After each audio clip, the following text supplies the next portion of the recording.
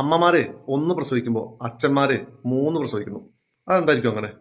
അമ്മമാര് ഒരു പ്രസവം നടത്തുമ്പോൾ അപ്പന്മാര് അതേസമയം 3 പ്രസവം നടത്തുന്നു.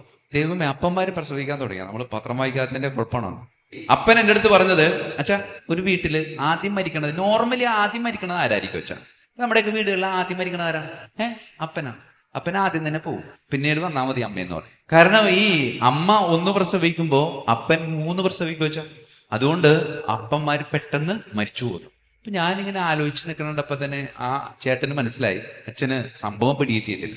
അപ്പോ ഈ ചേട്ടൻ അതൊന്ന് വിവരിച്ചു തന്നു. അച്ഛാ, ഒരു സ്ത്രീ പ്രസവിക്കാനായിട്ട് ആശുപത്രിയിലേക്ക് അല്ലെങ്കിൽ ലേബർ റൂമിലേക്ക് പോകുമ്പോൾ ആ സ്ത്രീയുടെ ചിന്ത എന്തായിരിക്കും? ഉള്ളിലുള്ള കുഞ്ഞിനെ പറ്റി മാത്രം ഇരിക്കും. പക്ഷെ പുറത്തിരിക്കണം ഞാനുണ്ടല്ലോ അച്ഛാ, എനിക്ക് കുഞ്ഞിനെ പറ്റി അമ്മയും പറ്റി ഒരേപോലെ ചിന്തയാണ്.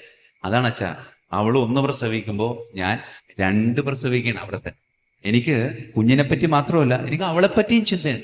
അപ്പൊ രണ്ടൊക്കെ ഞാൻ പറഞ്ഞപ്പോ 3ാമത്തെ എനിക്ക് മനസ്സിലാവുന്നത്. അച്ഛാ, 3ാമത്തെ പ്രസവം നടക്കണമെന്ന് വെച്ചാൽ ഈ ഡിസ്ചാർജ് ചെയ്യുമ്പോൾ ഒരു ബില്ല് ഞങ്ങൾക്ക് കിട്ടും. അതോടെ 3ാമത്തെ പ്രസവം നടക്കും. അല്ലെ? അമ്മ കുഞ്ഞിനെ കണ്ടു കഴിയുമ്പോഴേക്കും വേദനയൊക്കെ മറന്ന് ആടിപ്പാടി നടക്കുമ്പോ അപ്പൻ ആ ബില്ല് കണ്ടോടുകൂടി ബോധം പോയി അവിടെ കിടപ്പുണ്ടാവും.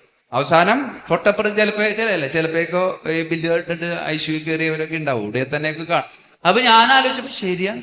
അതുകൊണ്ട് പിന്നീട് ഞാൻ അമ്മമാരോട് വളരെ സ്നേഹത്തോടുകൂടെ ഇടപഴകുമ്പോൾ അതേ സ്നേഹം, അതിനേക്കാൾ കൂടുതൽ സ്നേഹം എനിക്ക് അപ്പന്മാരോട് ഉണ്ട് എന്നുള്ളത്.